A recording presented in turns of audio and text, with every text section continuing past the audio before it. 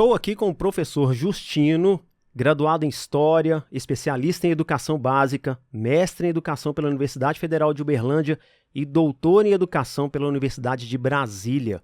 Professor Justino é também apresentador, se é assim que podemos dizer, do canal Professor Justino. Nós vamos conversar aqui a respeito disso, mas, mais uma vez, professor, seja muito bem-vindo aqui à Rádio Edu para poder falar de um dia tão importante que é o Dia do Professor.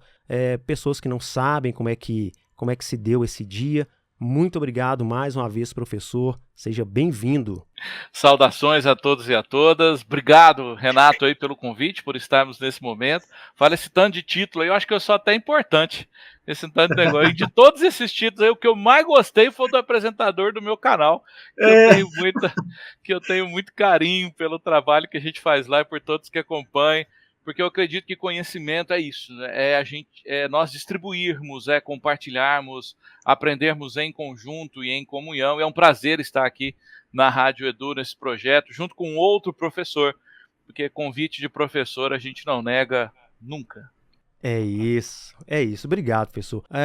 Hoje você tem uma tarefa aqui, que é explicar para a nossa audiência o que é o Dia do Professor, principalmente como surgiu o Dia do Professor, mas antes disso, eu vou pedir para que você nos conte como que começou essa ideia de querer ser professor, onde surgiu isso, é algo que aconteceu, foi planejado, e aí, me fala. Rapaz, nós temos quantos episódios para contar essa história aí? O tanto que você quiser. A minha primeira formação é história, então se tem uma coisa que eu faço, é contar a história. Assim, esse ano eu completo 25 anos de sala de aula. Eu já tenho mais tempo como professor na minha vida do que como não professor. Eu já nem sei mais como é que é viver sem ser professor. Hoje eu encontro meus aluninhos do começo da minha carreira com 50 anos, 60 anos. Já dou aula para os filhos, para os netos, mas enfim. E o mais interessante é que eu jamais pensei em ser professor. É mesmo? Nunca quis ser professor. Você queria ser o quê?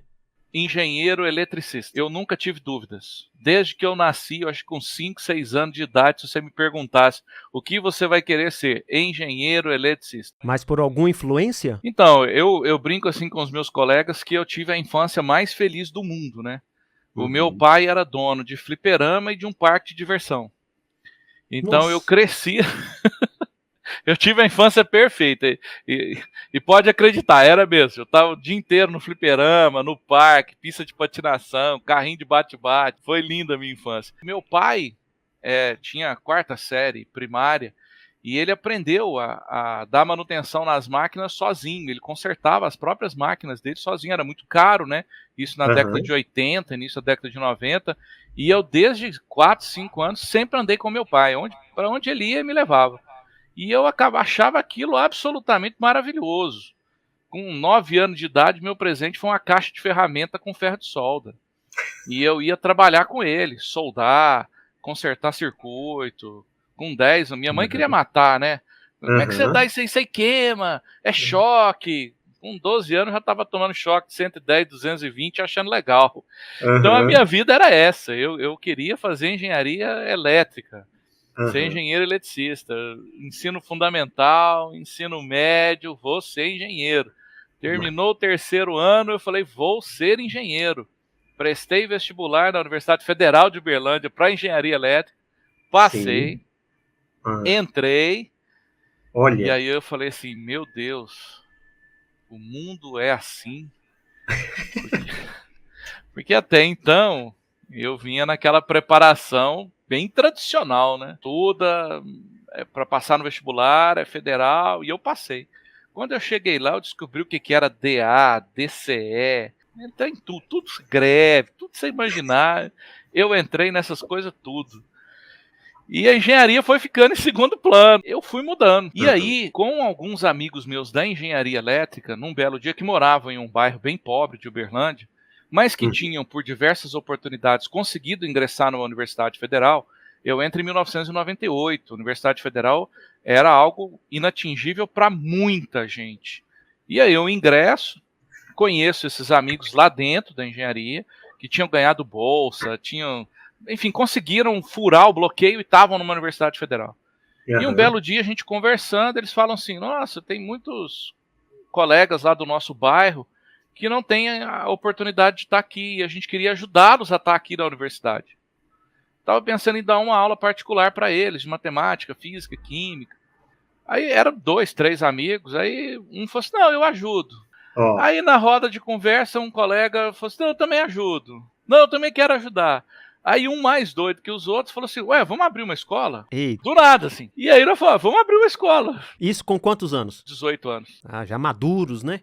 Sim, pessoas experientes. A gente sabia o que a gente estava fazendo. Sim. O mais velho tinha 19. Ah, esse aí então... Todo mundo sabia o que estava fazendo com consciência. Ninguém nunca tinha entrado numa sala de aula para ministrar a aula. Aí falou, vamos abrir então. E abrimos. Em janeiro de 1999, a gente começa esse projeto que chama Futuro Pré-Vestibular Alternativo, que funciona lá em Uberlândia até hoje, mantém-se firme. E aí começou a briga, porque todos nós éramos, todos não, né, mas a maioria dos que começaram o projeto eram da engenharia. Todo mundo queria dar aula de matemática, física e química, inclusive eu. E na hora de distribuir as disciplinas, não, eu dou matemática, eu dou matemática. Não, eu também. Eu falei, gente, vai ter que ter as outras disciplinas. Aí eu falei, droga, dá esse negócio dessa história aí, dá isso aí. E aí, nesse processo, começou a dar aula, gostou? E vou te falar uma coisa, hein? Éramos 12 amigos que começamos ali, a gente fala até hoje que é o núcleo fundador, nós somos amigos até hoje. Todos hoje são professores. Olha, são engenheiros, diretores de nacionais, multinacional, tem gente na França, Estados Unidos, mas todos, pelo menos um dia por semana, em algum lugar da aula. Estão em uma sala de aula. Todos, sem exceção. Eu gostaria, professor, que você nos contasse aqui como surgiu o dia do professor. Assim, na verdade, em história, a gente sempre vai falar assim, peraí, depende, de que lado que você está falando? De quem que você está comemorando? Datas oficiais, para historiador, a gente já retorce tudo. Fala, porque se é uma data oficial, quer dizer que há uma construção política para que essa data aconteça. Eu confesso a você que gosto muito porque é feriado. Aí quando virou feriado, isso eu falei, sensacional. Maravilha. E para nós, professores, a gente sabe, né, o segundo semestre, ele é muito intenso. Muito intenso. Sim. Qualquer respirozinho que a gente tiver no meio do caminho, a gente já fica feliz. Mas a construção do Dia dos Professores no Brasil, ela tem 2 momentos especiais. Um momento que é quando Dom Pedro I, ainda o nosso imperador, cria a nossa primeira lei da instrução primária, que vai falar sobre educação no Brasil, que, na verdade, nunca foi exatamente uma lei que se efetivou, né? E aí o dia, tá? Aí é importante o dia, né? O 15 de outubro de 1827, quando Dom Pedro cria essa lei da Escola das Primeiras Letras, que é uma lei muito linda, quando você olha lá. Uma coisa bacana que tem gente que não sabe, se você procura no site oficial do governo brasileiro, lá nos GOVs, todas as leis você encontra lá, inclusive a redação oficial. Se você for um pesquisador, você acha a lei, o conteúdo da lei de 1827. Tínhamos 5 aninhos que eram uma nação independente, né, 1822. Sim. Em 1827, Dom Pedro cria, então, essa ideia das primeiras letras. E esse dia 15 de outubro, então, tem essa relação com essa lei do Dom Pedro I. Mas o feriado não tem relação com essa data. Não foi o Dom Pedro que criou o feriado, o Dom Pedro criou a lei. Faz referência ao 15 por causa dessa lei, entendeu? Porque a lei é de 1827. O feriado, a gente já vai remontar à década de 60, 1963, com um movimento iniciado em 1947. Então nós já estamos falando de pós-governo Vargas 47 e pré-ditadura militar governo Goulart em 1963, mas que resgata o 15 como sendo um momento importante. O 15 de outubro é um momento importante? Aí começam os historiadores chatos. Gente, se tem uma pessoa chata no mundo, somos nós, historiador. Tudo que vocês falam pra gente, a gente para e fala assim. Se fosse lá em Berlândia, em Minas, fala assim, mas que estranho é isso? Fala isso pra mim direito. Explica isso pra mim. Por quê? Isso aí. Porque é claro que nós não vamos dizer que essa lei foi ruim, não deveria existir, foi uma lei que começou a organizar a nossa educação, ou que pelo menos falou em educação na história do Brasil, então por isso ela é importante. Contudo, ela é muito ilusória, porque ela reflete o momento que o Brasil vivia em 1827, um Brasil tomado, eu estou falando de 1827, não é de hoje, viu? Um país tomado por grandes proprietários de terra, por uma elite preconceituosa, que não queria que pobre estudasse, que não queria que negro fosse para a escola, que lugar de escola não era lugar de mulher. A gente tinha um Brasil desse jeito, e a ideia do ensino era ensinar os rudimentos, essa é a expressão, ensinar os rudimentos, que essa era a expressão que se utilizava. Bastava à população o mínimo da matemática e do português. Português para ter acesso à leitura, quem sabe, dos textos bíblicos, lembrando que isso não era consenso dentro da Igreja Católica, pois a interpretação da palavra era a cargo da Santa Sé e não do sujeito. No Brasil, o letramento tem muito mais relação com o protestantismo do que com a Igreja Católica. Porque como o protestantismo preconiza, eu estou falando do protestantismo tradicional, Sim. Esse protestantismo tradicional das igrejas luteranas, calvinistas, como eles falam que você precisa ter o acesso à palavra, então quando esses movimentos chegam ao Brasil, eles têm um incentivo fortíssimo à leitura. A Igreja Católica não. Porque a Igreja Católica, quem interpreta a palavra é a Santa Sé, não o sujeito. Então a Igreja Católica não tinha o interesse em uma alfabetização geral da população, muito menos um governo hierárquico e monarquista como Dom Pedro I. Apesar da lei falar dessa escola de primeiras letras, isso nunca se efetivou no governo de Dom Pedro I.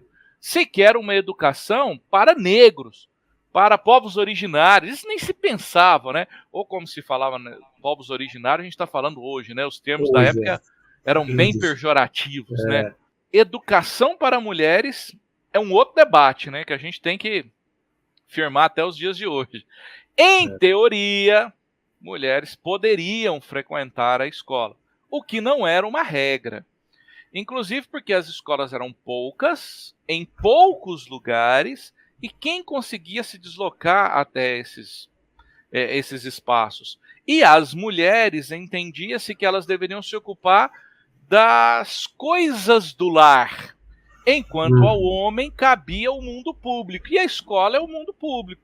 Mesmo que a lei não proibisse que as mulheres fossem às escolas, inclusive prevendo salas de aula que fossem frequentadas por homens e mulheres, que não era comum, tá? Salas de aula frequentada por homens e mulheres. Era possível, era permitido, mas isso não era uma regra. De forma geral, existiam salas separadas para homens e mulheres que se persistiam, e mesmo nas salas que existiam homens e mulheres convivendo em conjunto, não eram tão frequentes assim no Brasil, né? E tinha até um método oficial de ensino no Brasil, que era chamado método lancasteriano, que o Dom Pedro coloca, que era um método muito doido que tentaram na época para ampliar, que aí você pegava os estudantes mais avançados da sala, ia trabalhar com os estudantes menos avançados, aí tinha um professor, cada fila hoje a gente fala das multisseriadas, né? Então você tinha estudantes em várias etapas da educação dentro da mesma sala. Você tinha fila, essa fila tá aqui, essa fila é essa fila é essa. Quem inventa essa seriação são os jesuítas, né? Eles que inventam essa seriação nas escolas. E o método lancasteriano acaba juntando isso, porque o Lancaster, né, um inglês que inventa esse método, ele queria otimizar o tempo. Olha como isso soa tão 2024. Ele queria produção, sabe? O método Lancaster tem uma relação muito forte com essa ideia de educação das massas. Eu preciso educar o máximo de gente possível com o menor custo possível. Então criavam-se salas grandes em que você tinha estudantes mais graduados atendendo estudantes menos graduados e, de forma geral, um mestre pela sala. E assim você conseguia multiplicar com um custo muito baixo. Assim, celebramos o nosso 15 de outubro de 1827. Professor, temos o que celebrar? Olha, eu acho que sim, sabe? Eu não sou um profeta da tragédia. Eu acho que, obviamente, nós temos muito que avançar na educação brasileira.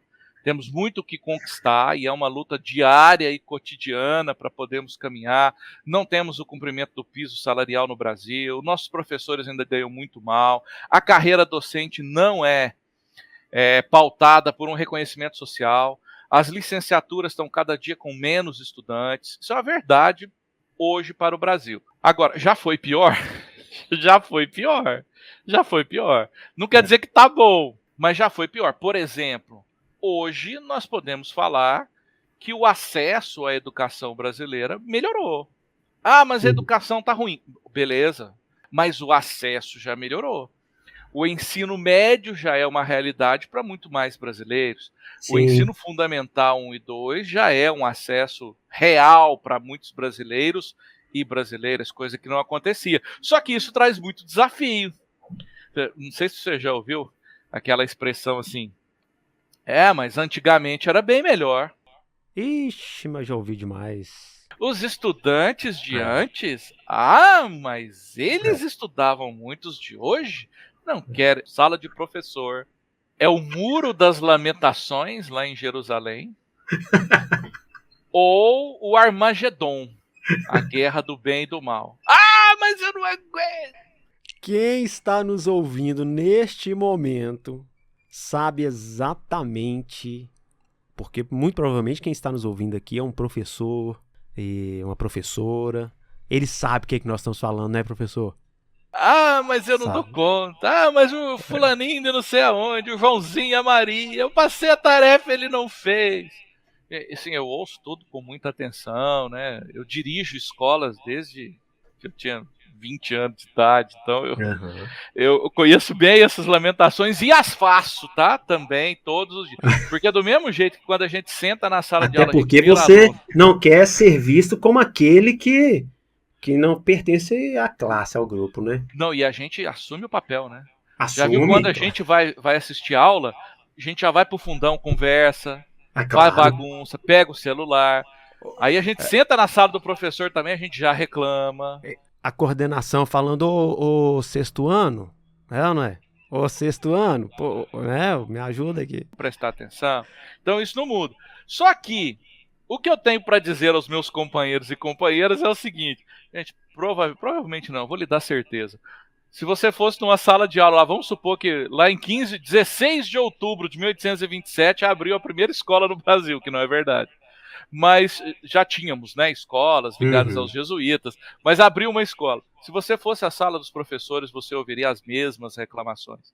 A diferença deles para nós é que hoje somos nós que estamos vivendo o conflito. O problema é nosso. E hoje nós temos pessoas que há bem pouco tempo atrás no Brasil não estavam na escola.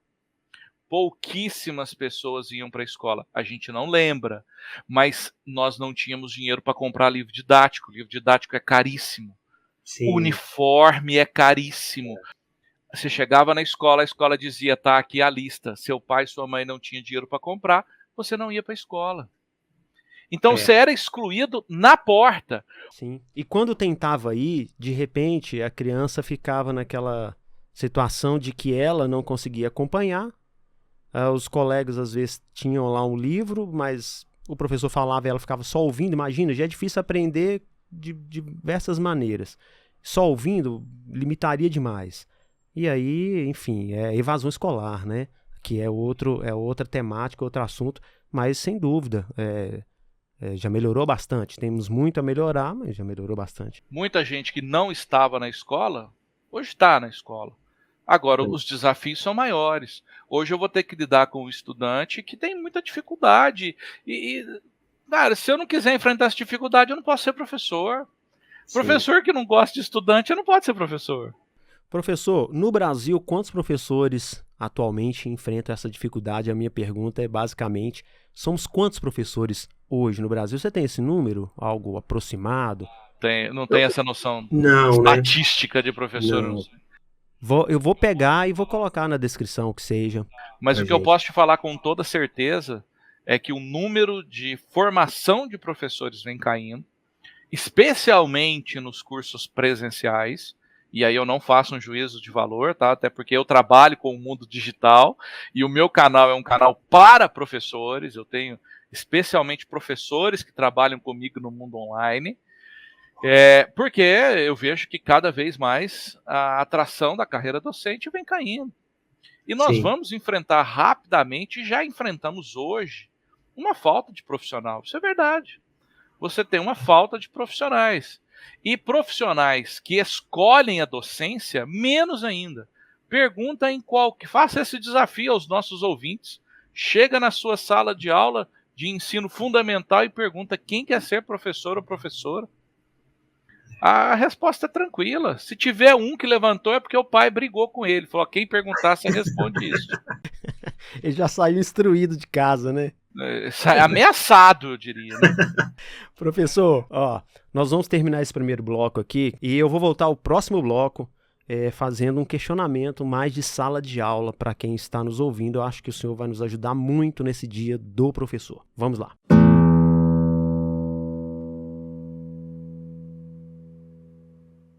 Voltando então aqui com o professor Justino, ele que tem o canal no YouTube Professor Justino, mestre em educação pela UFO, doutor em educação pela UNB, e nós estamos falando aqui sobre o Dia do Professor. Professor, agora, indo mais para dentro da sala de aula, tá? Eu gostaria de fazer uma pergunta que é o seguinte: o que faz o professor ser inesquecível? É possível? Aí eu já vou falar que você tem que assistir meu vídeo. Qual vídeo? Eu tenho dois vídeos que eu gravei recentemente que é exatamente isso. As marcas do professor inesquecível. E o que faz? O vídeo se chama Afetividade. As marcas do professor inesquecível. Tem um professor da Unicamp chamado Sérgio Leite, que tem como base teórica, ali a gente fala sobre Valon, porque a gente tem que citar esses nomes, o povo achar que a gente é inteligente, sabe? Tem que fazer, porque às vezes você chega nos lugares, se você não citar uns 4 ou 5 nomes, o povo acha que você... Não vale aqueles da internet, Instagram, aquele pensador não, que coloca lá aquele pessoal que nunca falou aquilo e... Não, esse pode procurar, tá lá, professor Sérgio Leite, o Valon, eles existem, tá? Esse existe, certeza. E eles fazem um contorno muito interessante, que é a questão da afetividade. Afetividade. E esses meus 2 vídeos falam sobre isso, sobre a afetividade na sala de aula. O que é afetividade? Aí tem gente que briga comigo e fala, vou ter que chegar em sala de aula e abraçar e dar beijinho nos meus estudantes. Não, isso não é afetividade. Isso não é afetividade. Inclusive porque a gente precisa, muito como educadores, respeitar o espaço do outro e o corpo do outro, né? A gente não toca no corpo do outro, beija e abraça, sem que haja permissão consentida entre os dois lados. Professor não é feito para isso, não quer dizer que você não possa, mas exige sempre uma permissão. A ideia da afetividade, de um professor ser inesquecível, nas pesquisas do professor Sérgio Leite, ele fala muito sobre o encantamento. O que é o encantamento? É a minha paixão pela minha disciplina. O quanto mais eu sou apaixonado pela minha disciplina, isso se espalha pela sala de aula. Isso se espalha. Agora, ser apaixonado pela minha disciplina é um dos pontos, e não pode ser um único, porque envolve, e aí ele descreve isso também, e aí está lá em Valon, muito antes disso, que é Henri Valon, né, que é falar sobre esse clima de afetividade e acolhimento. E o que é isso? Isso já não é matéria, isso já não é disciplina. Isso significa que quando você chegar em uma sala de aula, o primeiro contato é de ser humano. Sabe aquele momento que você chega e fala bom dia? Você vira para um estudante e diz, e aí, como é que você está? E aquele estudante vira para você e fala, tudo bem, professor? Aí um ali no fundo que estava rindo, fazendo uma piada, você fala, e aí, cara, como é que foi sua semana? Você começa a criar um relacionamento com o seu estudante, que cria um clima de afetividade, e essa afetividade, junto com a sua paixão pelo saber, cria um clima de afetividade. E aí o Valon fala, a afetividade, ela contagia, e ela espalha por toda uma sala de aula e por toda uma escola. Então, esse respeito, esse acolhimento, essa escuta aos seus estudantes. Eu já trabalhei em escola dessas particulares gigantescas aí de aprovação em massa. Eu venho desse mundo, eu nasci nesse mundo. Eu brinco assim que A minha aula, o sol nascia e se punha em 50 minutos. Aham. E eu tinha um diretor que virava para mim e falava assim, ó, se do outro lado, quer dizer, a sala de aula tem 2 lados, tem o meu lado como professor e o lado como aluno. Se do outro lado tiver um aluno, 50 estudantes, 2 cachorros, 50 palmeiras ou 15 pinheiros, não interessa. A sua aula tem que ser a mesma. E eu aprendi a ser professor assim. Hoje eu olho para isso e vejo um tremendo absurdo. Porque a minha aula precisa depender do outro.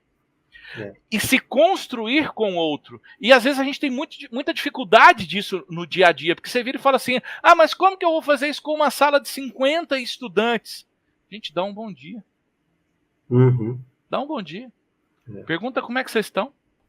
Não são 50 que vão falar. Rapidamente há uma conexão, né, professor? Essa conexão abre a porta da afetividade.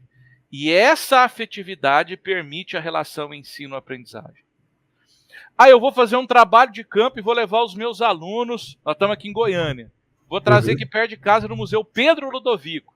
Mas lá não tem nada para ver. Professor, para de ser bobo. O importante não é o que você vai ver, é o senso de responsabilidade e conexão que você vai criar com seus estudantes. E ele se conecta a você.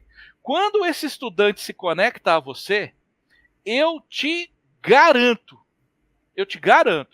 ele vai aprender tudo o que você quiser ensinar. E mais do que isso, professor, talvez seja por meio dessa conexão é que mais à frente ele vai ter lembranças dessa aprendizagem. Aí você se torna um professor inesquecível. Porque você se conecta por emoções. Por emoções. As emoções te fazem ser inesquecível. Esses dias eu tive um professor no conselho de classe, estou escrevendo um livro sobre conselho de classe. É um momento que eu adoro também, né? Único. Eu amo conselho de classe, eu amo. Tinha que levar a população que não é professor, tinha que levar o pessoal que não é professor para o conselho de classe, né? É maravilhoso. Eu já vi professor virando e falando assim, esse aluno aqui é desonesto. Mas desonesto por quê? Porque ele não fez a sua prova? Onde você está, professor? E aí quando você pensa nessas conexões e vai, né, para um conselho de classe, faz uma coisa dessa, quais são as conexões que foram criadas, sabe? E aí esse professor no conselho de classe, ele virou para mim e falou assim, mas esse aluno reprovou na minha matéria, ele nunca vai poder ser ninguém. Olha o peso, hein? Ele nunca vai poder ser ninguém se ele não souber a minha disciplina. Eu falei assim, professor, eu posso fazer-lhe uma arguição sobre as disciplinas suas que o senhor foi aprovado no seu ensino médio? A que o senhor errar, eu retiro o seu diploma. O senhor topa? Você também não vai lembrar? Eu sou mal. Mas, e quais os momentos que você lembra? Faz esse esforço. Quem está nos ouvindo aí, faz esse esforço para aqueles professores que foram inesquecíveis. Eu te garanto que provavelmente vai ter uma emoção envolvida. Vai ter alguma emoção envolvida ali com aquele momento de aprendizagem. E provavelmente é um professor... Eu perdi esse final de semana um professor que foi um desses que marcou a minha vida. Eu fui fazer teatro, nós tínhamos um grupo de teatro, recitávamos poesia, líamos Machado de Assis, líamos Manuel Bandeira, com ele, porque ele nos mostrava uma paixão pela literatura que nós, o grupo, a gente nunca esqueceu ele é inesquecível. Ele faleceu esse final de semana, o professor Domingos Pousa, mas ele nunca vai morrer. Ele é eterno e inesquecível, porque ele criou emoções na nossa vida. Eu tinha um professor, é dureza, né, quando a gente começa a pensar que os nossos professores já faleceram. Professor de cálculo 4, hein? Cálculo 4. Isso lá na engenharia elétrica. Na engenharia. Lá atrás, 1998. Professor Silvio Tadeu. Ele trabalhava cálculo 4, uma matéria dura. Mas ele era tão apaixonado, ele fazia aquilo de uma maneira tão comprometida. E se preocupava tanto conosco em aprender, que ele é inesquecível para nós. Porque a gente acha assim, o professor de história é mais fácil. Gente, não tem a ver com piada, não tem a ver com fazer graça, não tem a ver com cantar musiquinhas, tem a ver com acolhimento e afeto. E afeto é respeito. Gente, os nossos estudantes são seres humanos. Escola é um lugar de ser humano. Ah, mas nós estamos lá para a ciência. É para isso que a escola existe mesmo. É para a ciência. É para mudar o estado do sujeito. Você tem que chegar aqui num ponto e sair num ponto melhor. A educação, a escola, ela precisa te transformar como pessoa. Se você passa pela escola e não sentiu nada, tem alguma coisa errada. Então, professores e professoras, estudantes, licenciandos, alunos que estão nos ouvindo, se permitam. Porque tem professor e professora que não se permite. Que ele é tão duro em sala de aula que ele cria uma aversão antes da aula dele começar. E aí o estudante, ao entrar na sala de aula, não se conecta com esse professor. Eu vi ainda hoje, é uma entrevista clássica do Paulo Freire, né? Que ele fala assim que um professor que não se conecta com o seu tempo é um professor que não está fora. Não quer dizer que a gente tem que falar as palavras erradas do estudante, mas a gente começa pelo mundo do estudante, a gente não termina.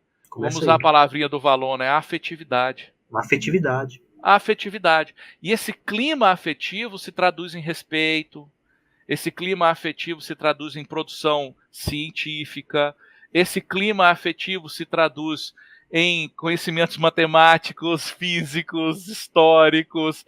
Quando o professor consegue fazer com que seus estudantes se apaixonem por ele, e aí essa paixão pelo conhecimento, coisas incríveis acontecem. E o contrário também é verdadeiro. Quando eu crio um clima de rivalidade, de tensão na sala de aula, isso também não acontece. Professores e professoras, vamos parar de criar problema para nós. A gente cria problema para a gente mesmo. A sala de aula precisa ser leve, precisa ser tranquila. Ah, mas hoje eles não querem fazer nada. É isso mesmo, tem dia que também a gente não quer fazer nada. Vamos criar para a gente estar junto. Para a gente criar um clima positivo e afetivo. Você vai ver o quanto que o seu dia a dia pode ser melhor se nós trouxermos a afetividade para dentro da sala de aula. E lembrarmos que os nossos conteúdos são importantes, sim, mas eles só estão dentro de uma escola por meio de uma relação que é entre seres humanos. Se não é máquina. Aí a inteligência artificial aprende para nós e está dando baile na gente. Fala a verdade, você que está ouvindo, não é professor, não é professora, deu até uma vontade, né, de ser professor. Fala a verdade, Eu sei, é muita afetividade. A carreira de professor, o dia a dia de professor, ela tem que se basear realmente em afetividade, porque caso contrário a gente não dá conta, a gente não entende o nosso dia a dia, a gente acaba também sofrendo, né? Professor, infelizmente estamos chegando aqui ao final do episódio do Dia do Professor. Eu vou te fazer 2 perguntinhas e depois vou pedir para que você nos deixe aqui um livro de sugestão. Pode ser? Pode ser. Então vamos lá. Tá. Primeira pergunta. Eu já te chamei de você, já te chamei de senhor. Eu vou unificar aqui o pronome de tratamento aqui, porque... Como diz os nossos meninos, tamo junto. Tamo junto. Então vai ser você, no finalzinho do episódio. Mas o que você falaria para quem quer ser professor e professora hoje? Ainda não é, mas ele está querendo ser. O que você falaria? Eu falaria em 2 aspectos. Primeiro, um aspecto financeiro, que existe muita ilusão sobre a carreira docente. Se você for professor, você não vai ter emprego. Eu fiz pedagogia da minha sala de 40 estudantes na UFO, na Federal de Uberlândia. Só não trabalha como pedagoga aquelas que não quiseram. Éramos 2 na sala de aula. E nós 2 estamos na docência. Só não atua como docente quem não quer. Você vai ficar rico? Gente, ficar rico é uma ilusão capitalista. É uma ilusão capitalista. Ser rico é ser herdeiro, parceiro. E aí eu não tive essa sorte de ser herdeiro. Então você vai trabalhar muito e você vai ser pobre de não ter nada. Você vai ter emprego, cara. Cara, todas elas estão empregadas. Os meus colegas da graduação de História, todos e todas que desejaram estar trabalhando com a sua profissão, estão trabalhando com a sua profissão. Não é fácil. É difícil. É pior do que outra profissão? Não é. É tão difícil quanto qualquer outra profissão. Agora, se você gosta de gente, se você gosta de conversar com pessoas, se você gosta de se relacionar, é uma excelente profissão para você poder se enquadrar. E te afirmo, dificilmente você será um desempregado e uma desempregada. Essa é uma grande ilusão sobre a profissão docente. Ah, você vai formar e não vai ter emprego. Isso não é verdade. Você vai ganhar rios de dinheiro? Não. Mas você vai conseguir sobreviver bem? Vai conseguir. Você vai conseguir comprar seu carro, você vai conseguir ter seu apartamento. Vai ser o melhor do mundo? Provavelmente não. Mas em relação a muitas profissões que têm ilusão, a profissão docente consegue lhe garantir isso. Inclusive, porque se tem uma coisa que não vai acabar é menino, né? A gente faz menino. Ah, não acaba. Então, Tá para acabar nos próximos anos não, viu? então, estudante, isso aí não vai faltar para nós. Então, quando a gente fala sobre a profissão docente, o recado, eu queria te dizer isso, olha. É uma profissão que, como qualquer outra, não é fácil, tá? Mas que não vai te faltar emprego. E ela te dá uma chance, se você conseguir, como eu, que tenho um prazer absoluto em estar com as pessoas, e tenho especialmente com adolescente, que é uma fase que muita gente não gosta, eu adoro essa turma. Uhum. Gente, você conseguir ser inesquecível na vida de alguém é para pouquíssimas pessoas na face dessa terra. E a gente consegue. Sabe? O docente consegue viver para sempre na alma dos seus educandos. Isso para mim é maravilhoso na profissão docente. Professor, ainda tem mais uma. O que você falaria para quem não quer ser mais professor, ser professora? Que para de atrapalhar, cara. Não, isso aí é outra coisa também, que eu não pode falar palavrão aqui, não sabe quem vai assistir. Mas tem gente que eu vou te falar, viu? Tem gente que eu falo assim, cara, se você não gosta, cai fora. Não atrapalha. Porque um mau professor atrapalha a vida de centenas de pessoas. Atrapalha a minha vida como diretor, atrapalha a minha vida como coordenador, atrapalha a vida do estudante dele, faz da vida do pai um terror, um inferno na vida do menino. Pra quê, cara? Se você não quer ser professor, caia fora. Dá lugar para quem quer ser. Não atrapalha a nossa vida. Porque tem muita gente que quer ser e que vai se descobrir. Eu sei que, como a gente estava brincando antes, dificilmente hoje alguém com 16, 17 anos vai falar meu sonho é ser professor de história, como eu. Não, é difícil, mas acontece. Eu tenho vários estudantes que terminam o ensino médio e vão. Tem um agora que prestou concurso no IF, que foi minha aluna, graduou e prestou concurso. E fala que só fez história por minha causa. Eu falo assim, não me coloca essa culpa. Eu só falo... Me tira dessa, calma. Me tira fora. Então eu falaria para quem não quer ser professor, para você parar de sofrer, cara. Realmente ser professor não é fácil, traz as suas dificuldades, e você estar onde você não gosta é muito difícil. E você atrapalha a vida de muita gente. Se você não quer ser, cara, tenha coragem e cai fora logo, para de atrapalhar a nossa vida. Porque é uma profissão linda, que eu amo, que eu sou apaixonado, e que se falar mal, que eu nunca quis ser, mas que se hoje falar mal, eu brigo. Professor Justino, hoje é dia do professor, o nosso podcast aqui na Rádio Edu é especial demais, com um professor mais que especial. Você tem que conhecer o canal do professor Justino, vai lá, curte tudo, segue tudo, compartilha com aquele professor que gosta de ser professor, com o professor que não gosta de ser professor, que de repente ele se toca e resolve, né, professor? Pode só fechar aqui então? Pode. Eu queria, então, só dessa brecha que você deu aí, né, que a gente estava conversando até em off, que é o seguinte, gente, a docência hoje ganhou outro mundo, tá? Fiquem atentos. A docência hoje tem um mundo virtual para você surfar. Não perca essa onda. Talvez essa meninada hoje que está mais antenada não esteja ligada, hein? Sim. O seu conhecimento vale muito dinheiro nesse mundo das redes sociais. Agora você vai ter que estudar. Você vai ter que estudar para você ter o que você falar. Quem sabe não é aí que a gente vai ter novos grandes teachers aí pelo mundo. É isso. Ficamos prometendo aqui uma dica de livro para a gente terminar o episódio, professor Justino.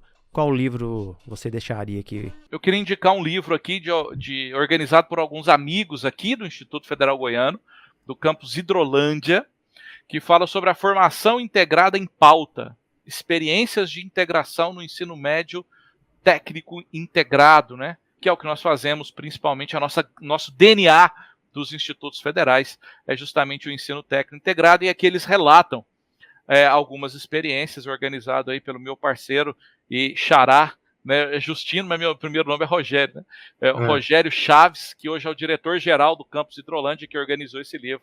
Fica aí um abraço para ele também, e vou deixar a dica aí para vocês acessarem. É isso, vou colocar na descrição o nome do livro, onde é possível a gente ter acesso ao livro, pode ficar tranquilo que isso vai ser feito. Professor Justino, muito obrigado mais uma vez pela sua gentileza de esclarecer aqui um pouco mais sobre o Dia do Professor, com as suas alegrias, com as suas dificuldades, né? Mas é um dia muito especial que a gente precisa celebrar realmente. É um dia muito importante para a sociedade. É um dia para a gente poder lembrar dos professores, né? Quem está nos ouvindo aí, coloca o nome aí nos comentários aí. Qual é o professor que você se lembra? O seu professor inesquecível. O professor inesquecível. Boa! Qual é o seu professor inesquecível? Coloca, meu professor inesquecível é o fulano de tal. Quem sabe ele chega por aqui, ele não vai se aguentar, né, professor Justino, de tanta alegria, né? Fala a verdade, é bom, né, quando isso acontece, né? É assim que a gente gosta. Marca aqui que você estava ouvindo o podcast, posta lá no Instagram e marca seu professor. Assim, você é meu prof inesquecível. É isso. Professor, mais uma vez, muito obrigado pela gentileza. E você que está nos ouvindo aqui, é claro, não deixa de compartilhar esse episódio, seguir aqui o canal, dar 5 estrelas, você ouvindo pelo formato podcast, fazer tudo que você tem que fazer para que esse conteúdo chegue para mais pessoas possível, ok? Professor, muito obrigado. Até mais, viu? Que agradeço. Feliz dia do professor. Para nós. Um abraço. Tchau, tchau.